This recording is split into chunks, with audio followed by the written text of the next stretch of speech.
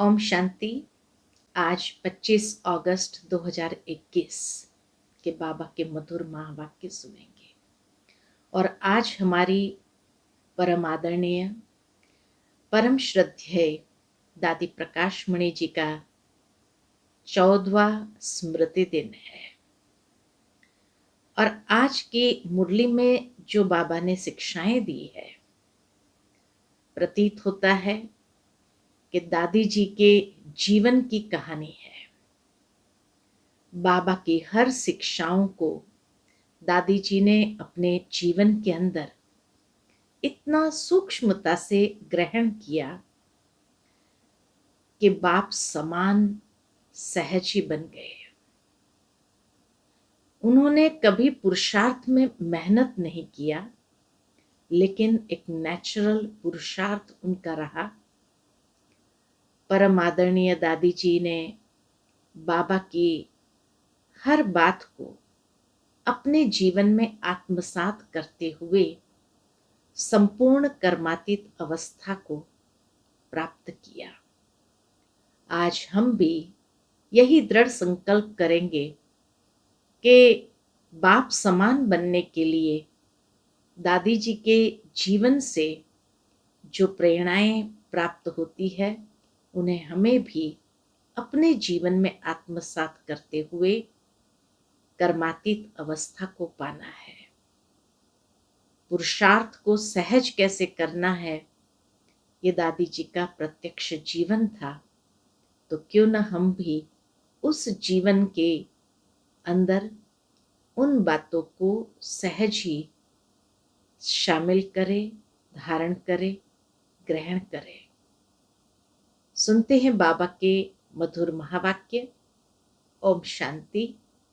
मीठे बच्चे, शांत रहने का स्वभाव बहुत अच्छा है। शांत स्वभाव वाले बहुत मीठे लगते हैं। फालतू बोलने से न बोलना अच्छा है। प्रश्न है आज की मुरली से, किन बच्चों को सभी प्यार करते हैं? स्वयं को सेफ रखने का साधन क्या है?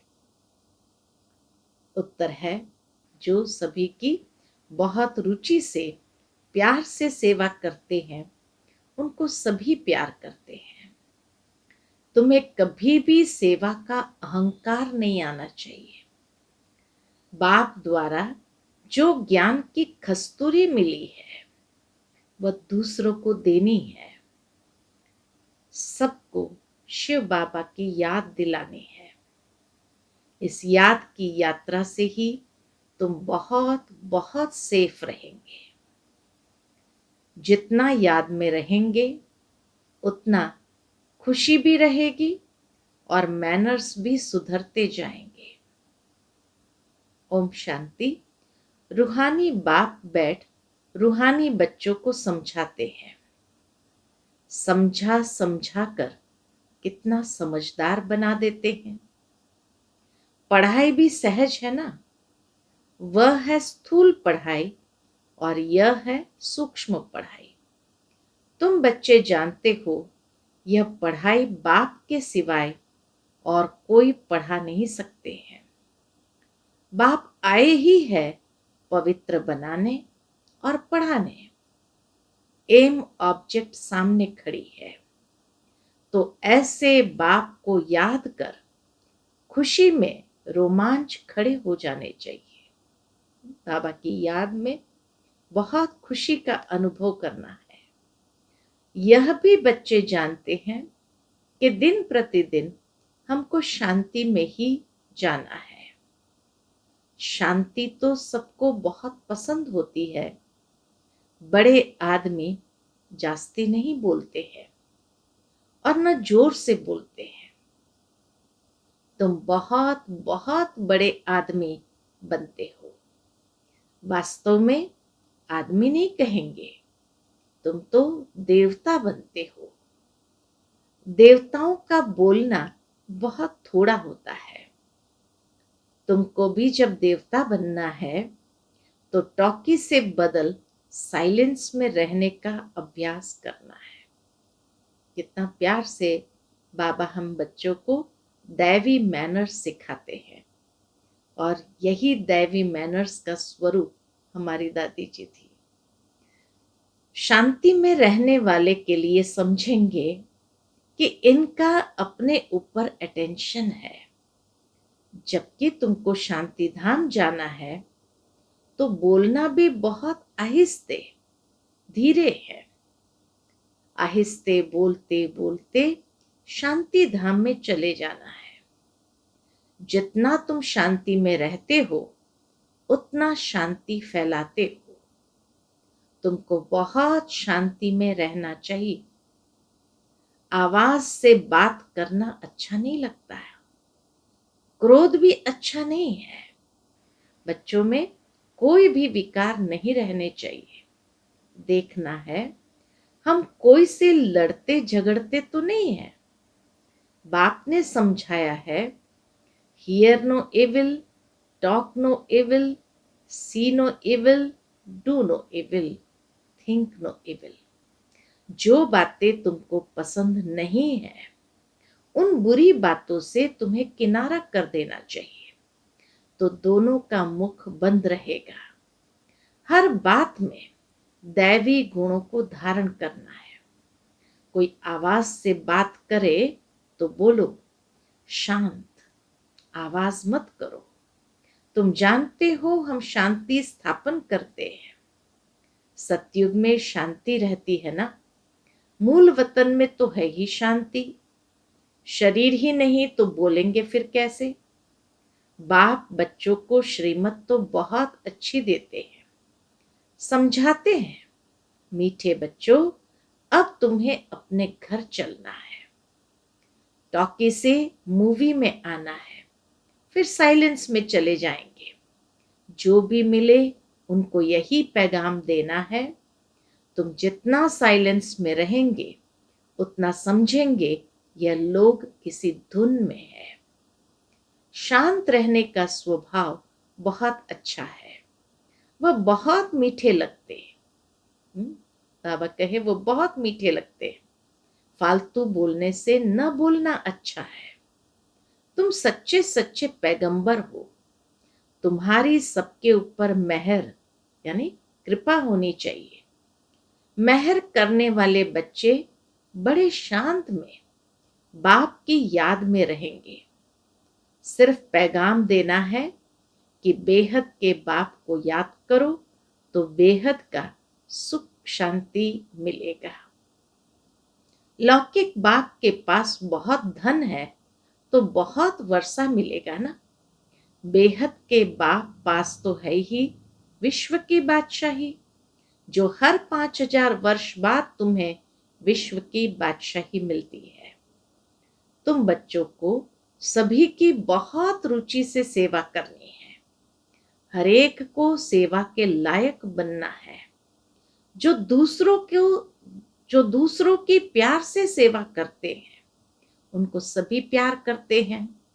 कभी भी सेवा का अहंकार नहीं आना चाहिए। तुम्हें बाप द्वारा ज्ञान की कस्तूरी मिली है, वह दूसरों को देनी है। एक दो को याद दिलाते रहो कि शिव बाबा याद है। इसमें खुशी भी होती है। दूसरों को याद दिलाने में खुशी भी होती है। याद दिलाने वाले को थैंक्स देना चाहिए। याद की यात्रा से तुम बच्चे बहुत बहुत सेफ रहेंगे। जितना याद में रहेंगे उतना खुशी भी रहेगी और मैनर्स भी सुधरते जाएंगे। तुम्हें अपने कैरेक्टर्स जरूर जरूर सुधारने हैं। हर एक अपने दिल से पूछे, हमारा स्वभाव बहुत बहुत मीठा है, कभी किसी को नाराज तो नहीं करते। ऐसा वातावरण कभी न हो जो कोई नाराज हो जाए। ऐसी कोशिश करनी है क्योंकि तुम बच्चे बहुत उच्च सर्विस पर हो। तुम्हें सारे मांडवे को रोशनी देनी है। तुम धरती के चैतन्य सितारे हो। कहा भी जाता है नक्षत्र देवता। अब वह सितारे कोई देवता नहीं, तुम तो उनसे महान बलवान हो। क्योंकि तुम सारे विश्व को रोशन करते हो। तुम ही देवता बनने वाले हो। बार बार आज बाबा ने स्मृति दिलाई है कि देवताई लक्षण क्या होते हैं। देवता बनना है तो किस तरह से हमें शांति में रहना है, विश्व की सेवा करनी है। जैसे ऊपर सितारों की रिमझिम है, कोई सितारा बहुत तीखा होता है और कोई हल्का, कोई चंद्रमा के नजदीक होता है। तुम बच्चे भी योग बल से संपूर्ण पवित्र बनते हो तो चमकते हो।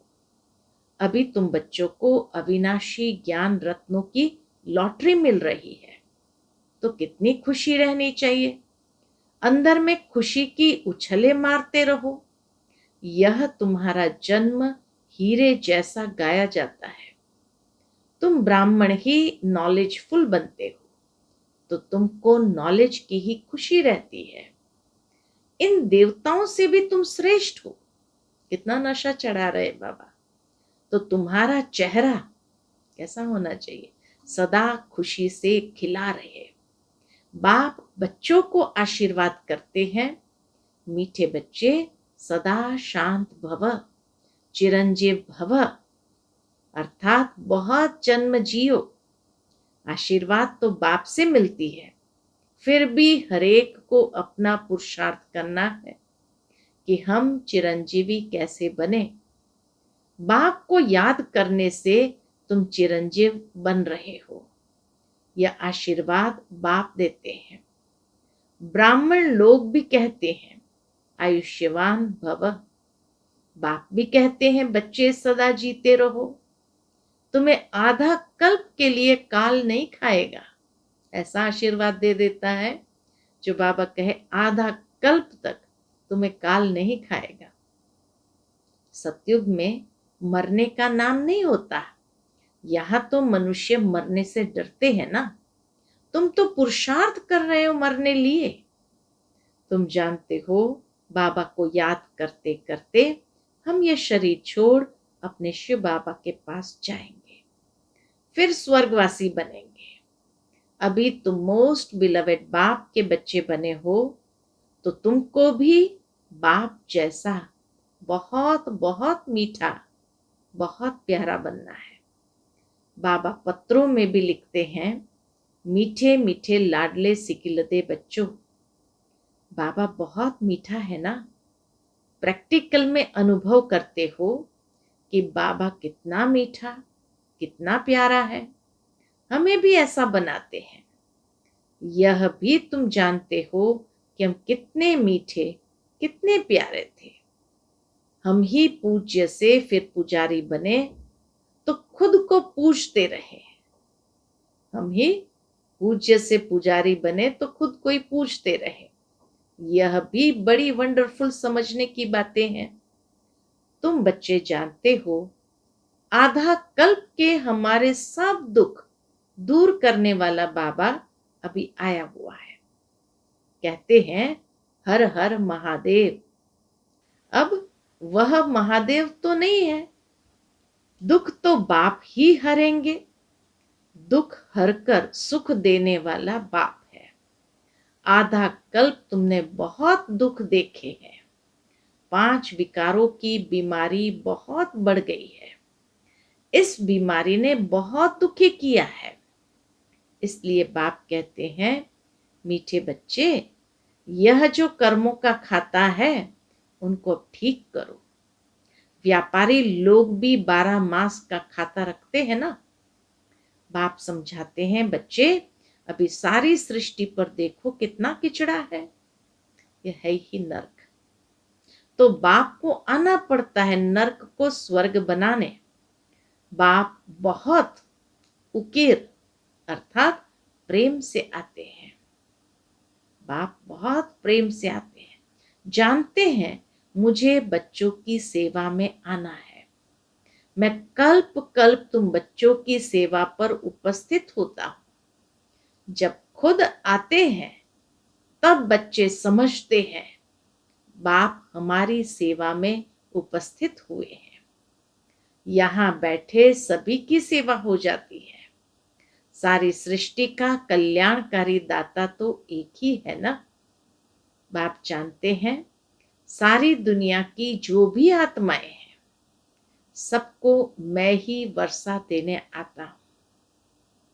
बेहद के बाप की नजर बाबा कहे किस तरफ होती है। बेहद के बाप की नजर दुनिया की आत्माओं तरफ जाती है। भले यहां बैठे हैं परंतु नजर सारे विश्व पर और सारे विश्व के मनुष्य मात्र पर है, क्योंकि सारे विश्व को ही निहाल करना है।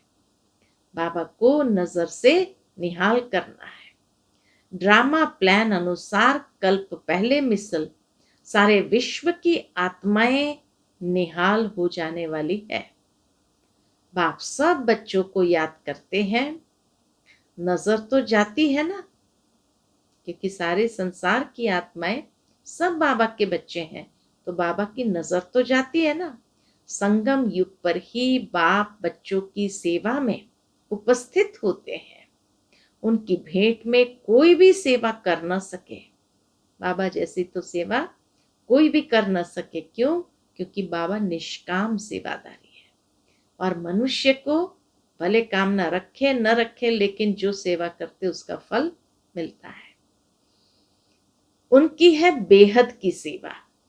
तुम बच्चे भी बाप का शो तब कर सकेंगे जब उन जैसी सेवा करेंगे। सेवा करने वालों को फल भी बहुत भारी मिलता है। बच्चों को नशा भी चढ़ता है कि हम श्रीमत पर सारे विश्व के मनुष्य को सुख देते हैं। बाप कहते हैं मीठे बच्चे, अब ज्ञान रत्नों से अपनी खूब झोली भरो, जितनी भरनी है भरो, अपना टाइम बर्बाद न करो। बाप की याद में टाइम को आबाद करो। जो अच्छी रीति धारणा करते हैं वह फिर औरों की भी अच्छी सर्विस जरूर करेंगे। समय बर्बाद नहीं करेंगे। बच्चों को पुरुषार्थ कर अंतर्मुखी बनना है। अंतर आत्मा है ना, यह निश्चय करना है कि हम आत्माओं को बाप समझा रहे हैं। सोल कॉन्शियस हो रहना ही सच्चा सच्चा अंतर्मुखी बनना है। सोल कॉन्शियस होकर रहना ही सच्चा सच्चा अंतर्मुखी बनना है। अंतर्मुखी अर्थात अंदर जो आत्मा है उनको सब कुछ बाप से ही सुनना है। बाप प्यार से बार बार समझाते हैं। माता पिता और जो भी अच्छे अनन्य बड़े भाई बहन है जो अच्छी सर्विस करते हैं उनसे सीखते जाओ। अंदर में ये निश्चय करो कि हमें फालतू टाइम नहीं गंवाना है। शरीर निर्वाह भी करना है, अपनी रचना को भी देखना है। सिर्फ ममत्व नहीं रखना है। ममत्व रखने से क्या होगा? नुकसान हो जाएगा। ममत्व एक बाप में रखो। ममत्व रखना भी है तो एक बाप में रखो। यहां तुम बाप के सन्मुख हो। आत्माएं और परमात्मा सन्मुख है, क्योंकि यहाँ स्वयं बाप आत्माओं को पढ़ाते हैं। वहां आत्माएं आत्माओं को पढ़ाती है। ये सब बातें तुम बच्चों के अंदर मंथन होनी चाहिए। स्टूडेंट की बुद्धि में सारा दिन क्या रहता है? पढ़ाई रहती है ना। तुम्हारी बुद्धि में भी सारी पढ़ाई है। यह है रूहानी पढ़ाई। अच्छे स्टूडेंट जो होते हैं वह सदैव एकांत में जाकर पढ़ते हैं। स्टूडेंट आपस में मिलते जुलते हैं तो पढ़ाई पर ही वार्तालाप करते हैं। इस बेहद की पढ़ाई में तो और ही खुशी से लग जाना चाहिए। तुम बच्चे अभी बाप के मददगार बनते हो। याद में रहना ही मदद करना है। हम बाबा के मददगार बनते हैं। कैसे? बाबा के याद में रहना ही मदद करना है, क्योंकि याद की यात्रा माना शांति की यात्रा। इसलिए कहा जाता है हर एक अपने घर को स्वर्ग बनाओ। हर एक की बुद्धि में अलफ और बे है। अलफ को याद करो तो बादशाही मिलेगी, और कुछ करना नहीं है। सिर्फ क्या करना है? अपने को आत्म समझ, बाप को याद करो तो राजाई तुम्हारी। तुम बच्चे सबको यही पैगाम देते रहो कि बाप को याद करो तो स्वर्ग की राजाई मिलेगी। अच्छा, मीठे मीठे सिकिलते बच्चों प्रति माता पिता बाप दादा का दिल व जान सिक व प्रेम से याद, प्यार और गुड मॉर्निंग। रूहानी बाप की रूहानी बच्चों को नमस्ते। हम सब रूहानी बच्चों की रूहानी माता पिता बाप दादा को याद, प्यार, गुड मॉर्निंग और नमस्ते नमस्ते। शुक्रिया बाबा, शुक्रिया। आज की मुरली से धारणा के लिए मुख्य सार है। पहली पॉइंट, बाप की याद में अपना टाइम आबाद करना है। यह अमूल्य समय कहाँ भी बर्बाद नहीं करना है।